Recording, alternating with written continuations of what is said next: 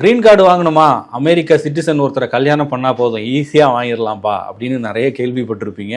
ஆனால் இனிமேல் அதெல்லாம் பண்ணவே முடியாது அப்படிங்கிற அளவுக்கு தான் Trump administration day to day நிறைய நடவடிக்கைகளை கொண்டு வந்திருக்கிறாங்க. அந்த வகையில் இப்போ ஒருவேளை ஒரு யூஎஸ் சிட்டிசன் ஒரு இமிகிரண்ட்டை திருமணம் செஞ்சா கிரீன் கார்டு அப்ளை பண்ணி வாங்குற ப்ராசஸ் இருக்குல்ல, அதுல என்னென்ன சேஞ்சஸ் எல்லாம் கொண்டு வந்திருக்கிறாங்க, அது எவ்வளவு டஃபா இருக்கு அப்படிங்கிற விஷயத்தை இந்த வீடியோல பார்க்கலாம். இதுக்கு முன்னாடி ஜோ பைடனோட ஆட்சி காலத்துல இமிகிரேஷன் ப்ராசஸா இருக்கட்டும், கிரீன் கார்டு கொடுக்கறதா இருக்கட்டும், இது எல்லாமே ரொம்ப சிம்பிளிஃபைடா வச்சிருந்தாங்க. பட் ட்ரம்ப் வந்ததுக்கு அப்புறமா அதை எப்படியெல்லாம் நம்ம இன்னும் டஃப் ஆக்க முடியும் அப்படிங்கிறதுக்கு ஒவ்வொரு நாளும் ஏதாவது ஒரு நடவடிக்கைகளை எடுத்துக்கிட்டே இருக்காரு. அதனுடைய ஒரு பகுதி தான் இந்த மாதிரி கிரீன் கார்டு வாங்குறதுக்காகவே சில பேர் யூஎஸ் சிட்டிசன்ஸை திருமணம் பண்றாங்க, அதுல முறைகேடுகள் நடக்குது அப்படிங்கிற குற்றச்சாட்டு எல்லாம் வருது இல்லையா, அதுல சில சேஞ்சஸையும் கொண்டு வந்திருக்காங்க. இந்த marriage based green card applications அப்படிங்கிறதுல அந்த ப்ராசஸ் இருக்குல்ல, அதுல இன்டர்வியூன்னு ஒன்று ரொம்ப முக்கியமா பண்ணுவாங்க. இப்போ அப்ளை பண்ணக்கூடியவர்களை அதிகாரிகள் இன்டர்வியூ பண்ணி கேள்விகள் கேட்டு அதன் அடிப்படையில் அப்ளிகேஷனை பரிசீலனை பண்ணி கிரீன் கார்டு கொடுக்கறது தொடர்பாக முடிவெடுப்பாங்க. அதை இப்போ இந்த அண்மை காலமா மிகவும் தீவிரப்படுத்தியிருக்காங்க அப்படின்னு சொல்றாங்க. அந்த ப்ராசஸ்க்கு போயிட்டு வந்தவங்க தீவிரப்படுத்துறாங்கன்னு சொல்றே தவிர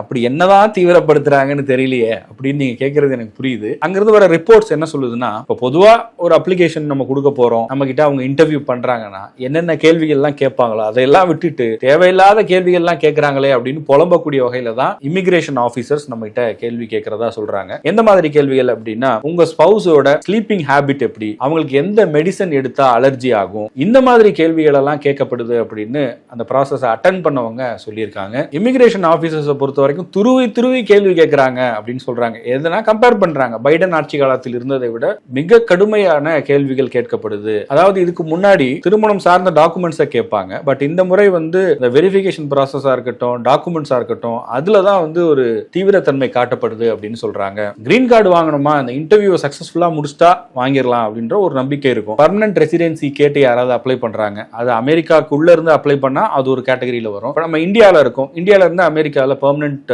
ரெசிடென்ட் கேட்டு நம்ம அப்ளை பண்றோம். அந்த ப்ராசஸ் அப்ப நம்ம இந்தியாவில் இருக்கோம் அப்படின்னா அமெரிக்க தூதரகம் இருக்கும் இல்லையா, அமெரிக்கா ஏரியாவுக்கு எது நியர்பைல இருக்கோ அவங்க தான் அந்த நடைமுறைகளை மேற்கொள்வாங்க. ஒருவேளை அமெரிக்கால இருக்கிறவங்க அப்ளை பண்றாங்க, உதாரணத்துக்கு எந்த மாதிரி அப்படின்னா நான் இமிகிரண்ட் H1B விசால எல்லாம் இருப்பாங்க இல்லையா, அந்த மாதிரி இருக்கிற பட்சத்துல United states citizenship and immigration services, அதாவது USCIS சொல்லக்கூடிய இந்த அமைப்பு தான் அந்த இன்டர்வியூ எல்லாம் பண்ணுவாங்க. டைம்ஸ் ஆஃப் இந்தியாவில் வந்த ஒரு ஆர்டிகல் இருந்த தகவலின்படி ஒரு விஷயம் சொல்லணும் அப்படின்னா, இப்போ இமிகிரேஷன் லாயர்ஸ் எல்லாம் இருப்பாங்கல்ல, இப்போ நமக்கு இமிகிரேஷன் தொடர்பான எல்லா விஷயங்களும் தெரியாது. அப்படி இருக்கும்போது நாம இமிகிரேஷனுக்கு போறதுக்கு முன்னாடி இல்ல ஒரு கிரீன் கார்டு அப்ளை பண்றதுக்கு முன்னாடி இந்த லாயர்ஸை கன்சல்ட் பண்ணும்போது அவங்க எல்லாம் இப்போ சொல்லக்கூடிய விஷயம் என்னவா இருக்கு அப்படின்னா, ரொம்ப ஸ்ட்ரிக்டா டாக்குமெண்ட்ஸ் எல்லாம் வெரிஃபை பண்றாங்க, அதனால கரெக்டா அதெல்லாம் கொண்டு போங்க, இந்த கேள்விகள் கேட்க வாய்ப்பு இருக்கு, அதுக்கெல்லாம் தயாரா இருங்கன்னு சொல்லக்கூடிய அளவுக்கு இன்னைக்கு அது ரொம்ப ஸ்ட்ரிக்டான ஒரு ப்ராசஸா மாறி இருக்கு அப்படின்னு சொல்றாங்க. அதுல ஒருத்தர் சொல்றாரு, மேரேஜ் ரிலேட்டட் கிரீன் கார்ட்ஸ் இருக்குல்ல, எந்த மாதிரி கேள்வி எல்லாம் கேட்கிறாருங்க அப்படின்னு விசாரிக்கும் போது, கப்பிள் இருக்காங்கன்னு வைங்களேன், அந்த கப்பிளோட லவ் ஸ்டோரியில ஆரம்பிச்சு எங்க நீங்க மீட் பண்ணீங்க, உங்களோட இன்டென்ஷன் ஒரு லிவிங் டுகெதர்ல இருக்கணும் அப்படின்னா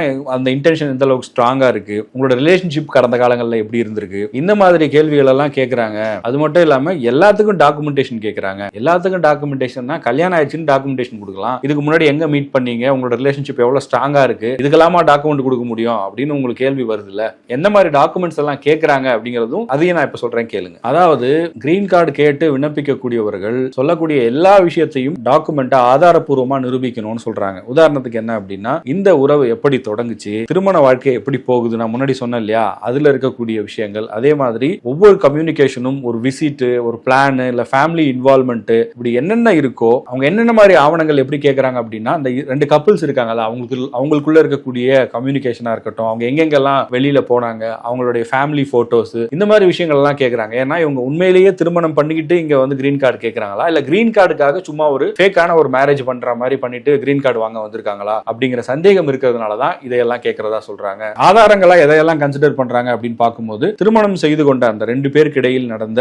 மணி டிரான்ஸ்ஃபர் ரிசிப்ட்ஸ், நீங்க உங்களுக்குள்ள ஏதாவது பண பரிமாற்றம் செஞ்சிட்டீங்கன்னா அதுக்கான ஆதாரத்தை கொடுங்க. அந்த மாதிரி நீங்க கால் பண்ணிருப்பீங்கல்ல, இப்ப நீங்க ஒரு 2 வருஷமா ரிலேஷன்ஷிப்ல இருக்கீங்கன்னு சொன்னா உங்களுடைய கால் லாக்ஸ் எல்லாம் இருக்கும் பாருங்க, அதெல்லாம் எடுத்து கொடுங்க அப்படின்னு கேட்டிருக்காங்க. அந்த மாதிரி நீங்க 2 பேரும் சேர்ந்து எடுத்துக்கிட்ட போட்டோஸ், இல்ல ஒருவேளை ஏதாவது பேங்க்ல ஜாயிண்ட் அக்கௌண்ட் வச்சிருந்தீங்கன்னா அதுக்கான ஆதாரம், இல்ல நீங்க 2 பேரும் ஒரு திருமண வாழ்க்கையில சேர்ந்து வாழ்றதுன்னு முடிவு எடுத்துட்டீங்க அப்படின்னா 2 பேரும் சேர்ந்து ஏதாவது லைஃப் இன்சூரன்ஸ் எடுத்திருக்கீங்களா அதுக்கான எவிடன்ஸ் சொல்லி இந்த மாதிரி டாக்குமெண்ட் மேல டாக்குமெண்டா கேக்குறாங்கப்பா அப்படின்னு சொல்றாங்க. உள்ள போயிட்டு அதிகாரிகள் ஃபேஸ் பண்ணும்போது அவங்க கேட்கிற கேள்விகளுக்கு எந்த அளவுக்கு தயாராகி போக வேண்டியதா இருக்குன்னு சொல்றாங்கன்னா, என்னன்னா, கணவனோ அல்லது மனைவியோ யார் போனாலும் சரி அவங்களோட ஸ்பௌஸை வந்து எந்த அளவுக்கு தெரிஞ்சு வச்சிருக்காங்க, எங்க வேலை செய்யறாங்க, என்ன டெசிக்னேஷன்ல இருக்காங்க, அந்த கம்பெனி எங்க இருக்கு, அவங்களுடைய படிப்பு என்ன, சேலரி என்ன, அவங்க இதுக்கு முன்னாடி கல்யாணம் ஏதாவது பண்ணிருக்காங்களா, இத்தனை விவரங்களையும் தெரிஞ்சுக்கிட்டு போங்க. ஏன்னா ஏதாவது ஒரு கேள்வியில தெரியல அப்படின்னு சொதப்பிட்டா அவங்க இமீடியட்டா ரிஜெக்ட் பண்ண வாய்ப்பு இருக்கு அப்படின்னு சொல்றாங்க. அண்ட் அது மட்டும் இல்லாம ஒரு ஃப்ராடான மேரேஜ் பண்ணி கிரீன் கார்டு வாங்குறதுக்கு முயற்சி பண்றாங்கன்னு தெரிஞ்சா இமீடியட்டா அவங்கள டீபோர்டேஷன் பண்றதுக்கான ஒரு சூழலும் உருவாகுதுன்னு சொல்றாங்க. ரொம்ப எச்சரிக்கையா இருக்குன்னு சொல்றாங்க.